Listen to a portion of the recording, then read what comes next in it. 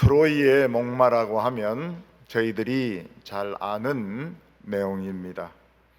트로이의 왕자 파리스가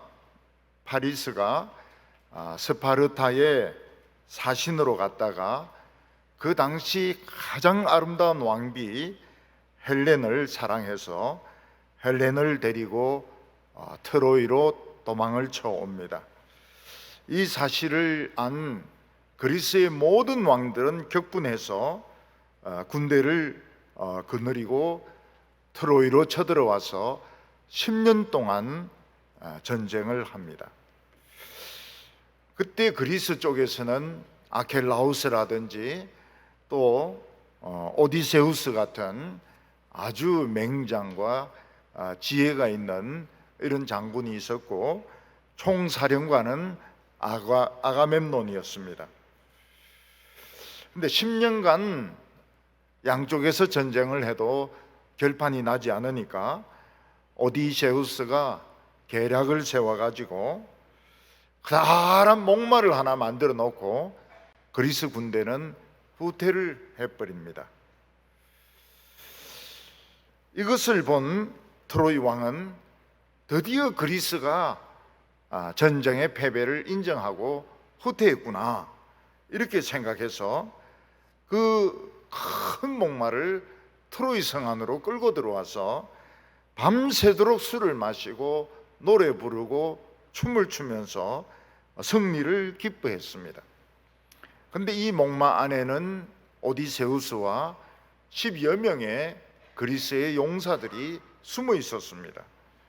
새벽에 트로이 백성들이 술에 만취되어서 전부 다 쓰러져 자고 있을 때에 이 오디세우스와 10명의 용사들은 목마에서 내려와서 성문을 열고 왕궁에 불을 지르고 숨어있던 모든 그리스 용사들이 트로이 성 안으로 들어와서 결국 왕을 죽이고 성을 불지르고 그 안에 있는 모든 보물을 약탈하게 됩니다. 그래서 트로이 목마라고 하면 겉으로 보기에는 굉장히 좋은 선물인 것 같지만 그 안에는 음모가 있고 속임수가 있고 계략이 있는 그런 선물을 트로이의 목마라고 이야기를 합니다.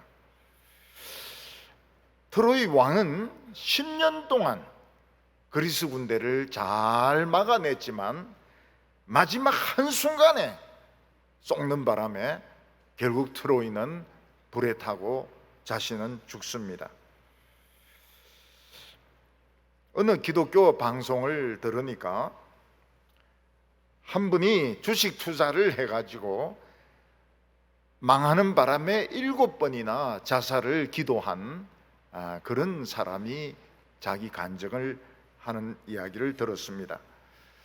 이분은 원래 왕구 도매상을 했는데 이 인형 윤모차를 수입을 해가지고 파는 바람에 많은 돈을 벌었다고 이야기를 하고 있습니다.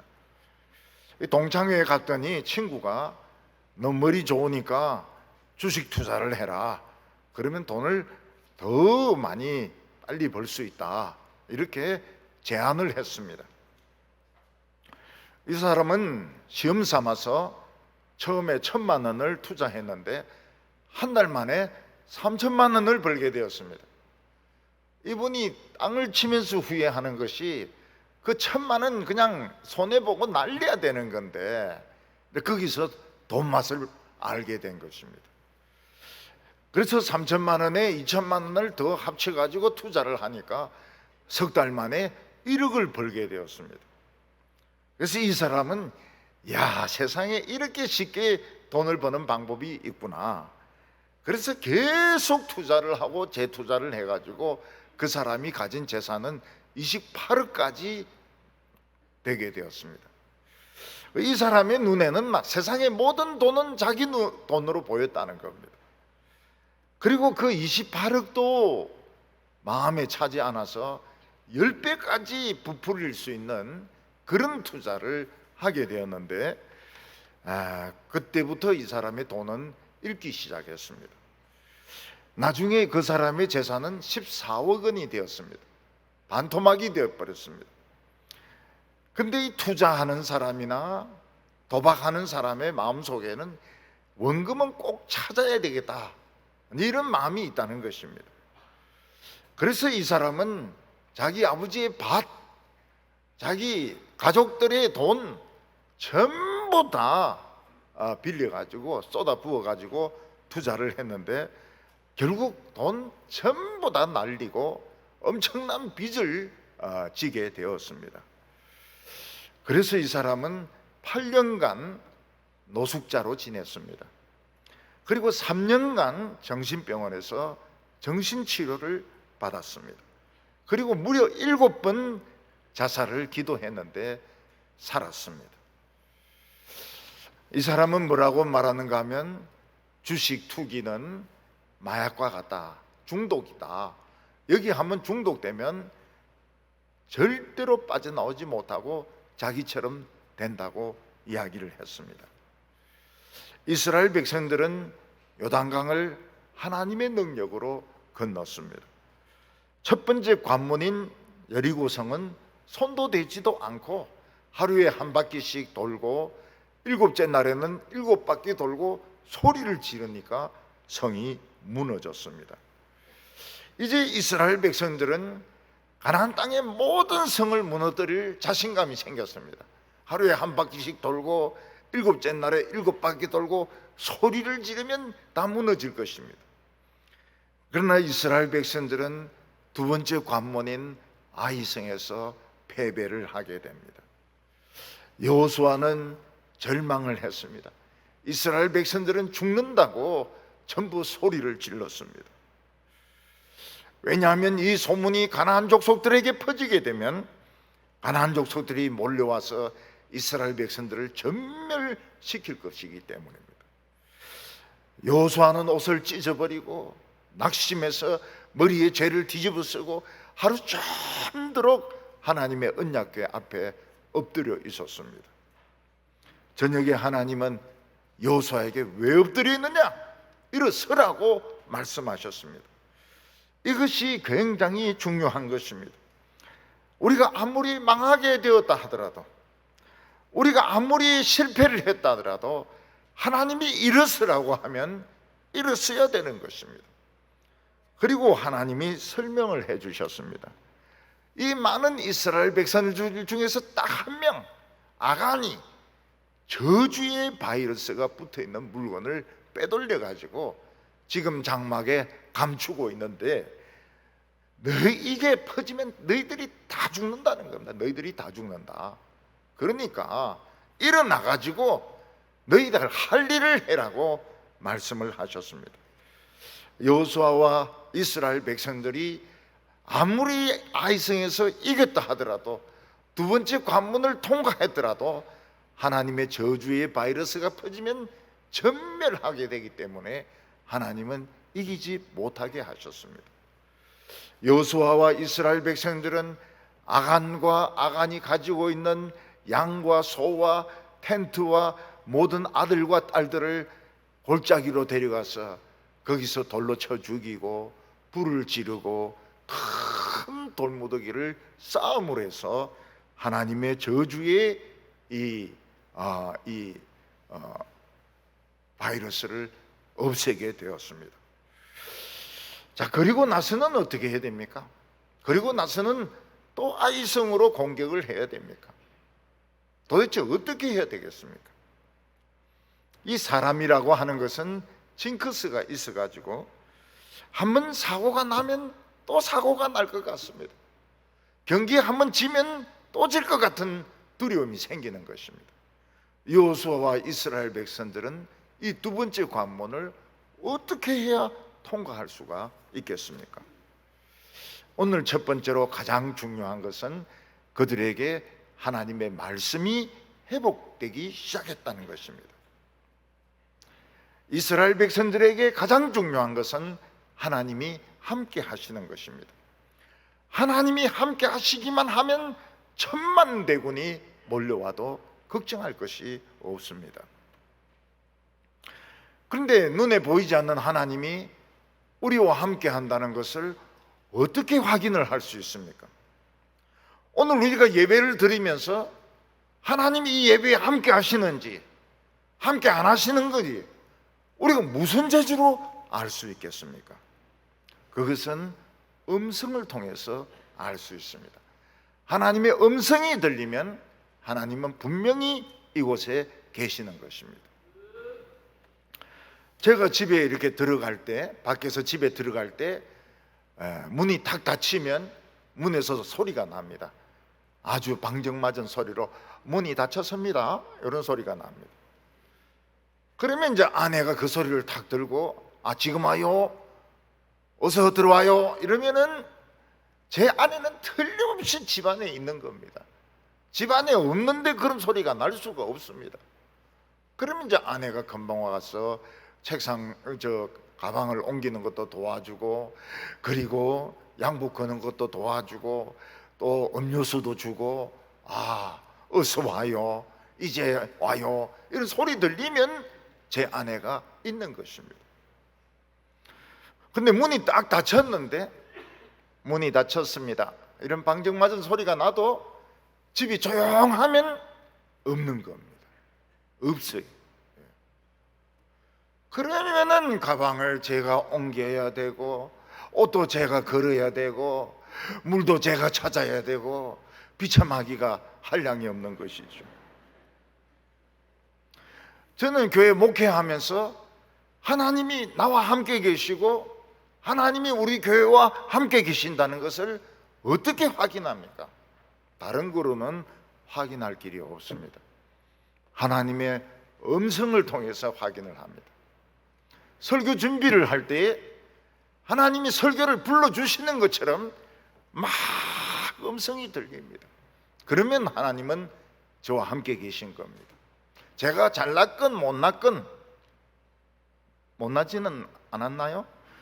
그리고 우리 교회가 뭘 잘하건 못하건 하나님의 음성이 들리면 하나님은 우리 교회에 계신 것입니다. 하나님의 음성이 안 들리고 비지 땀을 쭉쭉 흘리면서 자기가 막 설교를 만들어야 될 때는 하나님 안 계시는 거예요. 하나님 음성이 없는 겁니다. 막 불러주셔야 돼. 막 불러주셔야 돼.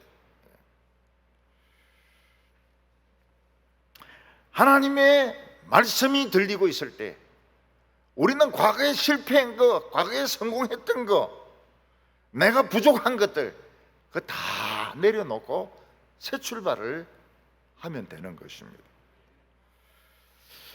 여호수아와 이스라엘 백성들이 아간이 빼돌렸던 이 저주의 바이러스가 감염된 물건을 파괴시켰을 때 하나님의 말씀이 회복되기 시작했습니다.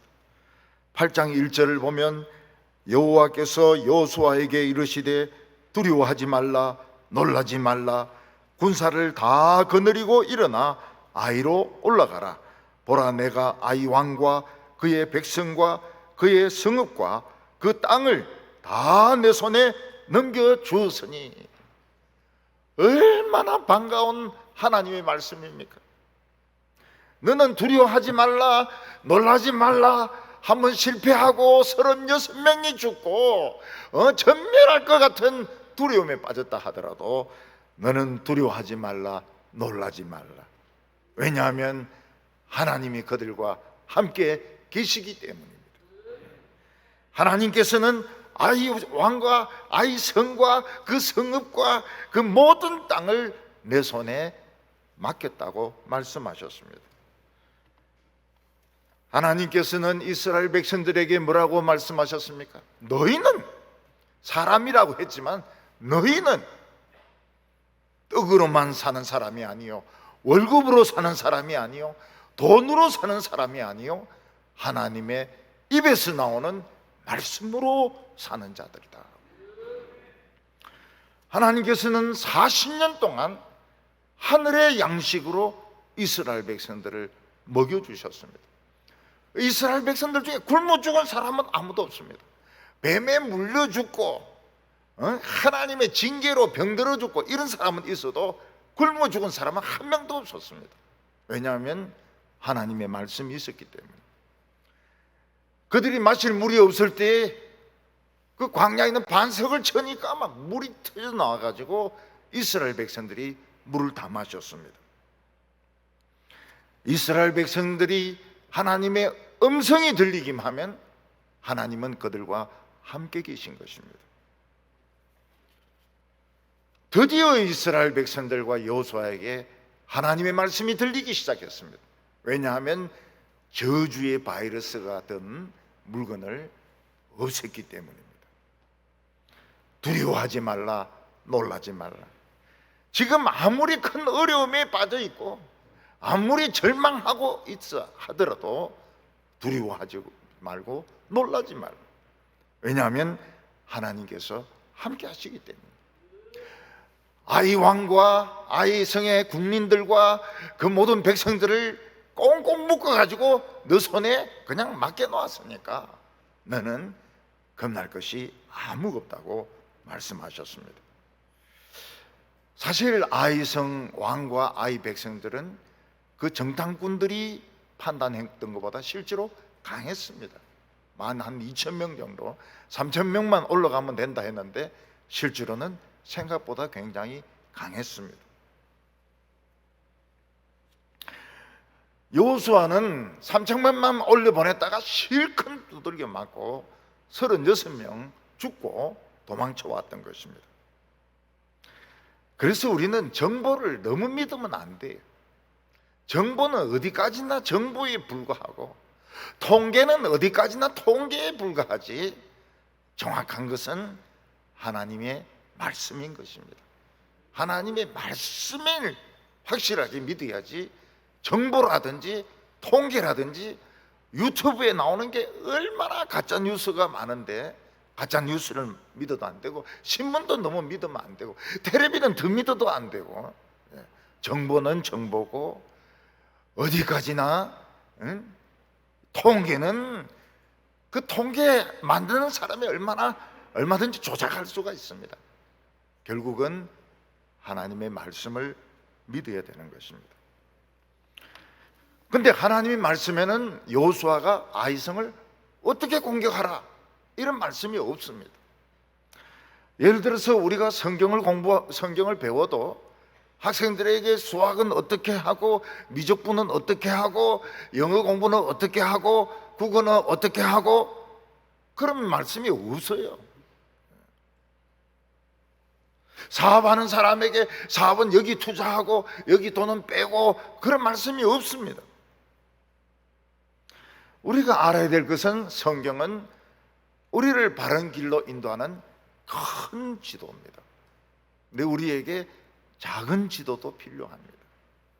그 작은 지도가 무엇입니까? 하나님의 세미한 음성이고 영감이고 하나님이 주시는 지혜인 것입니다. 그래서 이 큰 성경 말씀과 내가 생각드는 영감의 말씀을 딱 합쳐보면 놀라운 하나님의 뜻을 발견하게 됩니다. 그래서 설교를 계속 들어야 돼요. 그리고 하나님이 주신 이 지혜, 영감 이거를 맞춰봐야 됩니다. 6.25 전쟁을 할 때 우리나라 장군이 지도를 보니까 지도가 20만 분의 1인 겁니다. 너무 지도가 크고 자세하지 않아가지고 작전을 짤 수가 없는 거예요. 그래서 이분이 미군 지도를 보니까 5만 분의 1이고 5천 분의 1짜리도 있고 굉장히 세밀한 것입니다. 그래서 이 장군이 미군 장군에게 부탁을 했습니다. 우리에게 대포도 좋고 여러 가지 무기도 좋지만 이 지도를, 이 상세한 지도를 한 장 달라고. 그러니까 이 미군 장군이 이 사람을 신뢰하거든요. 그래서 상세한 지도를 준 겁니다. 5,000분의 1 정도. 그러니까 막 다 보이는 거예요. 개천, 산, 장애물 다 보이는 거예요. 그래서 이분은 큰 지도 위에 작은 지도를 올려놓고 상세한 작전을 짜가지고 이 전쟁에서 이길 수가 있었습니다. 마찬가지로 우리가 하나님이 주신 이 영감, 이게 성경하고 딱 맞을 때는 눈에 맞는 안경을 낀 것 같습니다. 두 사람으로 보이던 게 한 사람으로 보여요. 술 마시면 어떻습니까? 한 사람이 두 사람으로 보입니다. 근데 이 아주 섬세한 하나님의 말씀을 들으면 한 사람으로 딱 보여요. 아주 섬세하게 보입니다. 여러분, 이 현미경이나 망원경이나 이게 딱 맞으면, 비율이 맞으면 어떻습니까? 굉장히 섬세하게 보입니다. 그래서 우리는 너무 정보를 의지하거나, 너무 사람들의 통계를 의지하거나, 소문을 의지할 필요가 없습니다. 하나님의 큰 지도, 성경이죠. 하나님의 작은 지도, 말씀을 들으면서 하나님이 주시는 영감, 이걸 딱 맞춰야 돼요. 작은 지도는 굉장히 자세하지만 들릴 수가 있어요. 그러니까 이 두 가지를 딱 맞으면 산이 뚜렷하게 보입니다. 여기가 강이고, 여기가 집이고, 흙간이고, 여기가 산이고, 산 높이는 얼마가 되고, 아주 명확하게 보이는 겁니다. 여호수아가 아이성을 칠 수 있었던 비결이 어디 있습니까? 하나님의 말씀이 회복되기 시작했다는 겁니다. 오늘 우리들에게 하나님이 같이 있지 않으면 아무것도 성공할 수가 없습니다. 오늘 설교 말씀을 들으면서 하나님의 말씀이 막 귀에 들려야 돼요. 귀에 들려야, 아, 하나님이 나와 함께 계시는구나. 그리고 지혜가 막 생기기 시작합니다. 이렇게 해야 우리가 또 미래를 향하여 나갈 수 있고, 코로나가 있고 또 뭐 여러 가지 사탄의 속임수가 있는 이런 가운데서, 트로이 목마 같은 이런 세상에서 우리가 살아남을 수가 있는 것입니다. 오늘 두 번째로 하나님께서 여호수아에게 무엇을 하라고 하셨느냐 하는 것입니다. 이스라엘 백성들이 요단강을 건너고 여리고성을 무너뜨릴 때까지 그들이 한 것은 아무것도 없었습니다. 하나님이 가라고 하면 가고, 하나님이 돌라고 하면 돌고, 하나님이 소리 지르라 하면 소리 지르고, 이스라엘 백성들은 할 필요가 아무것도 없었습니다. 근데 아이성에서 하나님께서는 이스라엘 백성들에게 자신들의 지혜를 사용하게 하셨고, 그리고 이 아이 왕의 심리를 역이용하게 하셨습니다. 심리를 역이용하다, 이 참 놀라운 겁니다. 2절 보면, 너는 여리고와 그 왕에게 행한 것 같이 아이와 그 백성에게 행하되, 오직 거기서 탈취한 물건과 가축은 스스로 가지라. 너는 아이성 뒤에 복병을 둘지어다. 하나님은 여호수아에게 아이성을 하루에 한 바퀴씩 돌 필요가 없다고 말씀하셨습니다. 그러나 아이성 사람들은 여전히 저주의 바이러스를 가지고 있기 때문에 그 사람들은 살릴 수가 없다고 했습니다. 격리로 해결되지 않는다고 말씀하셨습니다. 저주의 바이러스가 얼마나 무서운가 하면, 어린아이나 노인이나 남자나 여자나 걸리기만 하면 미쳐서 죽습니다. 이번에 코로나가 퍼지니까 어떻습니까? 아버지가 걸리니까 애들도 걸립니다. 애들이 걸리니까 아버지가 걸립니다. 심지어는 젖먹는 갓난 아기까지 코로나가 걸리는 것입니다.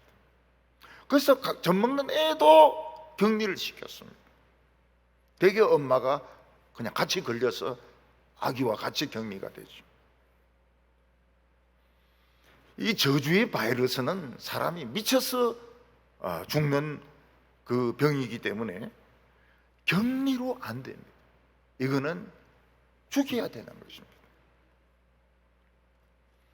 저는 영화 중에서 왜 이런 영화를 만들까?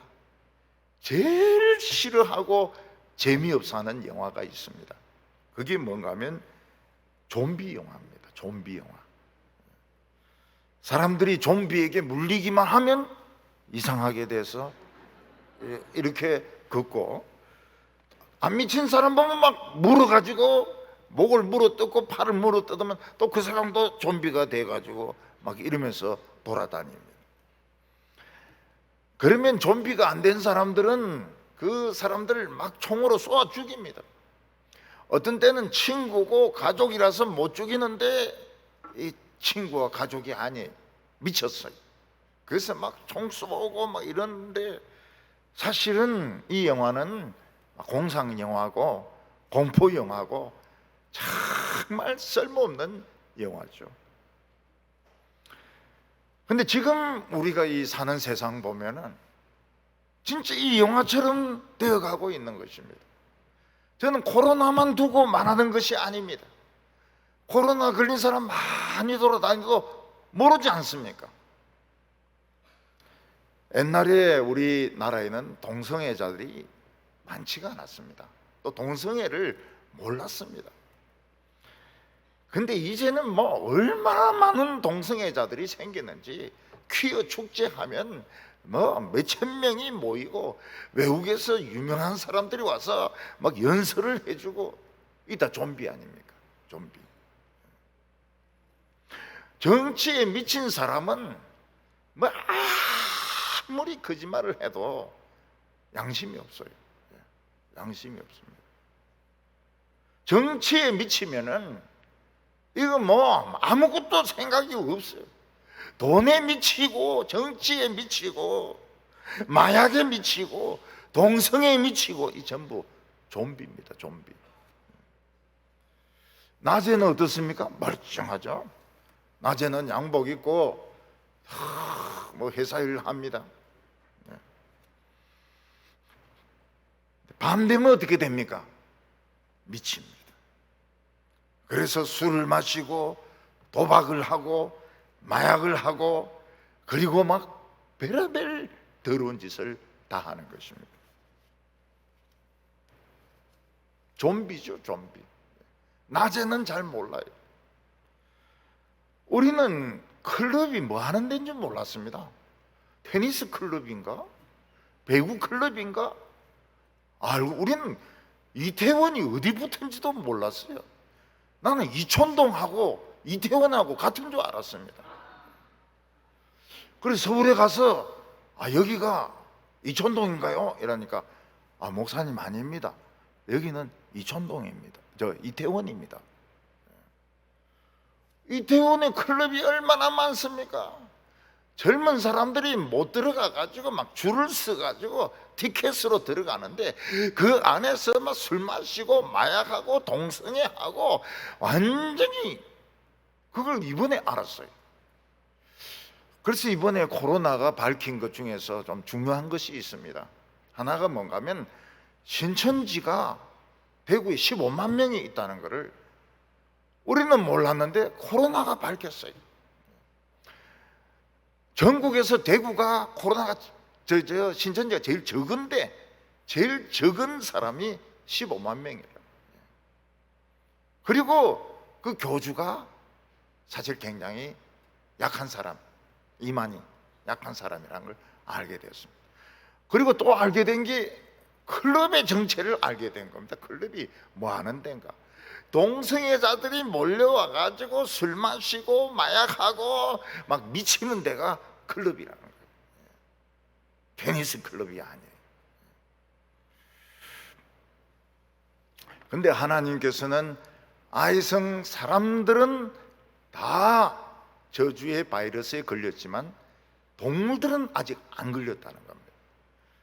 그래서 하나님께서는 여호수아에게 양과 소와 짐승들은 너희들이 전리품으로 가지라고 말씀하셨습니다. 이스라엘 백성들이 여리고성을 칠 때는 단 한 푼의 돈도, 단 한 마리의 양도 그들은 받지 못했습니다. 완전 무보수로 그들은 전쟁을 한 것입니다. 근데 하나님께서는 아이성에서 보수를 주셨습니다. 전리품을 가지게 하셨습니다. 교회에서 보면은 주일학교 선생님들, 성가대원들 다 무보수를 합니다. 이 무보수를 하는 이유가 뭡니까? 천사의 자격으로 찬양하고, 천사의 자격으로 어린이를 가르치고, 천사의 자격으로 여리고성을 함락시켰던 것입니다. 그래서 교회 일은 무보수로 하는 것이 좋습니다.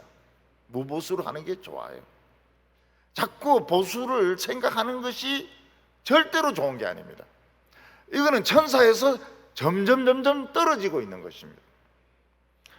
근데 하나님께서 목사라든지 또 이걸 위해서 전 자신의 삶을 쓰는 사람은 보수를 주게 했습니다. 이는 하나님의 명령입니다. 그러니까 내 마음에 들면 주고 마음에 안 들면 깎고 이러는 게 아니에요. 왜냐하면 이 사람들은 먹고 살아야 되기 때문에 이게 자신들의 일터인 겁니다. 일터고 직업인 거예요. 근데 사람들은 굉장히 인색합니다. 줄 때는 막 어떻게 하든지 안 줄라 그래요. 그래서 하나님께서 법으로 그렇게 하지 말라, 주라. 추수하는 소의 입에 망을 씌우지 말라. 그리고 일꾼이 자기 싹을 받는 것이 합당하다. 그걸 하나님께서는 성경에 명시를 했던 것입니다. 그리고 하나님께서는 여호수아에게 아이성을 돌 때에는 아이성은 돌지 말고 그들의 신리를 역이용하라. 신리를 이용해 가지고 전쟁을 하라고 말씀하셨습니다. 이것은 완전히 새로운 방법입니다. 하나님께서는 매복을 해 가지고 아이성의 왕과 사람들의 심리를 역이용해라. 옛날에 전쟁에서 졌던 것을 합력해서 선을 이루게 될 것이라고 말씀하신 것입니다. 오늘 세 번째 마지막으로 아이성의 매복 작전이 나오게 됩니다. 하나님은 이스라엘 백성들에게 이제는 하나님의 힘으로 싸우는 것이 아니고 하나님은 지혜를 빌려주시고 이스라엘 백성들은 자신의 힘으로 아이성과 싸우게 하셨습니다. 그래서 우리는 100% 하나님의 도움을 받을 때도 있지만 우리는 사람의 도움을 받을 때도 많이 있습니다. 예를 들어서 병들었을 때 약국에 가면 안 된다, 기도로 나아야 된다, 이렇게 생각하는 분이 계세요. 그래서 절대로 병원에 안 가고 약국에 안 가고 그냥 기도만 막 하는 사람이 있습니다. 참 좋은 믿음입니다. 네, 빨리 가세요. 빨리 천국으로 갑니다. 네. 약을 안 먹기 때문에. 근데 우리는 병원에 가서 MRA도 찍고 그리고 CT 촬영도 하고 수술도 받고 또 요즘은 복강경 수술이 발달해 가지고 옛날에 막 이 배를 이 복개하는 이런 것도 많이 짧아졌습니다.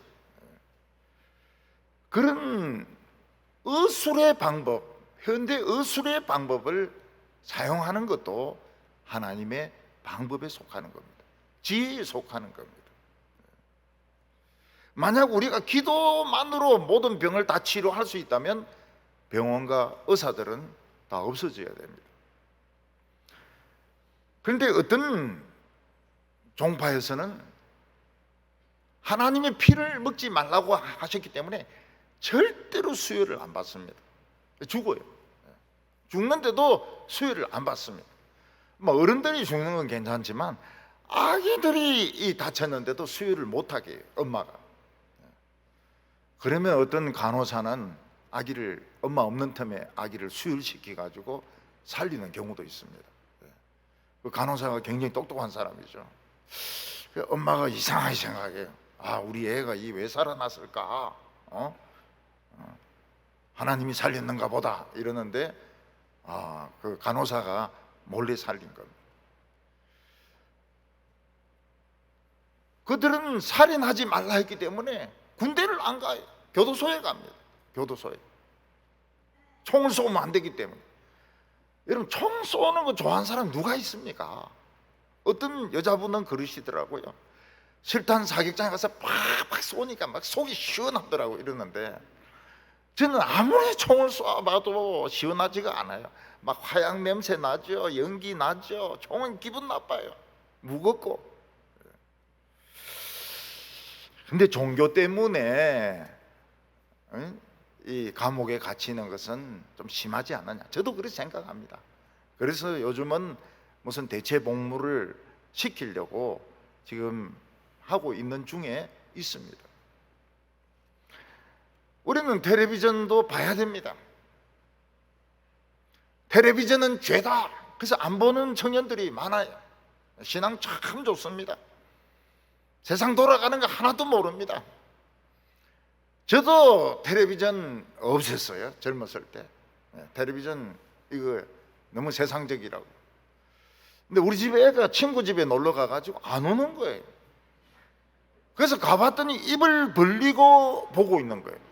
완전히 정신이 그냥 나가가지고 입신 상태에서 텔레비에 지금 빠져 있는 거예요. 그래서 집에 가자 이러니까 좀 더 보고 가겠다는 거예요. 그래서 뭐 억지로 데리고 왔죠.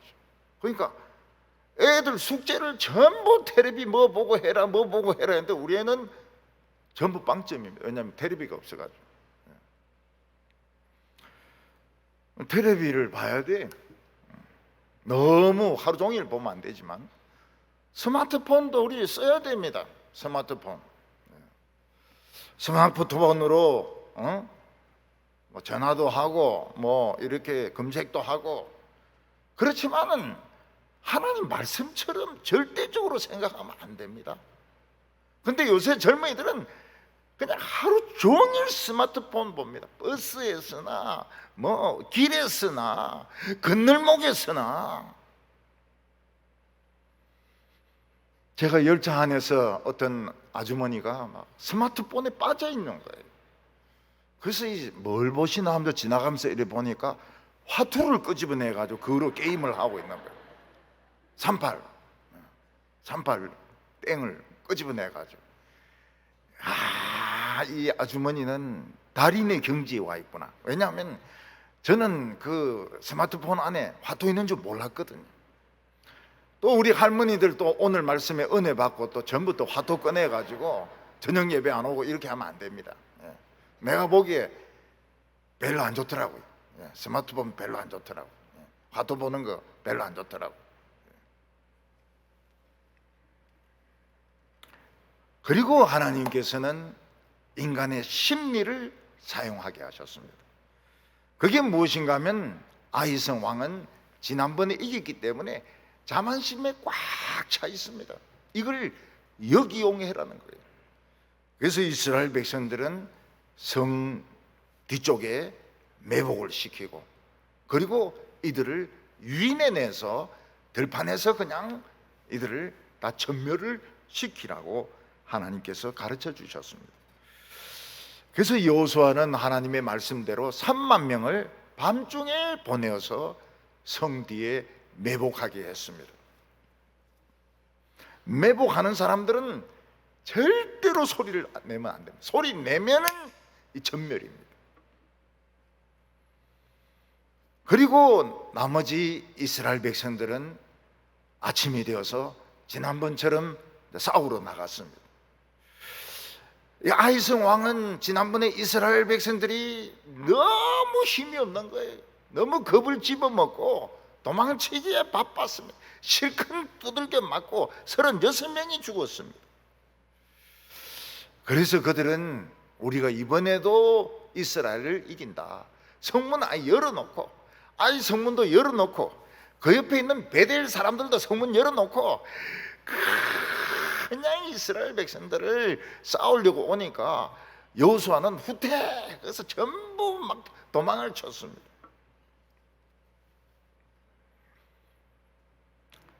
그들은 이스라엘 백성들이 도망칠 줄 알았습니다. 왜냐하면 지난번에도 도망쳤기 때문에.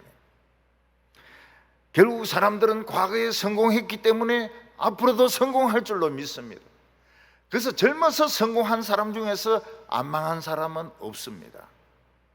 전부 망합니다. 왜냐하면 옛날에 성공했기 때문에 앞으로도 성공할 거라고 생각하는 것입니다. 여호수아는 중간에 아이성 사람들이 어디로 도주할 거란 거 알고 거기도 또 매복을 시켜놨습니다. 그래서 2중 3중으로 포위망을 설치해 두었던 것입니다.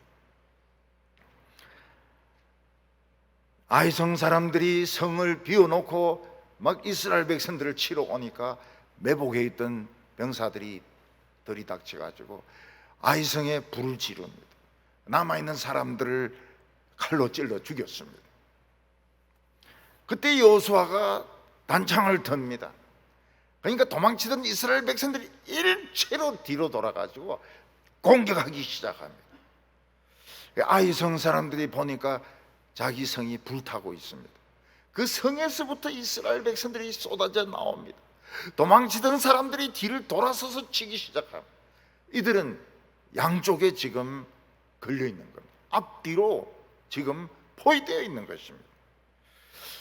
그래서 그들은 옆쪽으로 도망치니까 거기 또 5천 명이 매복을 하고 있었던 것입니다. 2중 3중의 이 포위망에 걸려서 아이성 사람들은 전멸을 합니다. 전부 다 죽습니다. 숨어 있을 데도 없어요.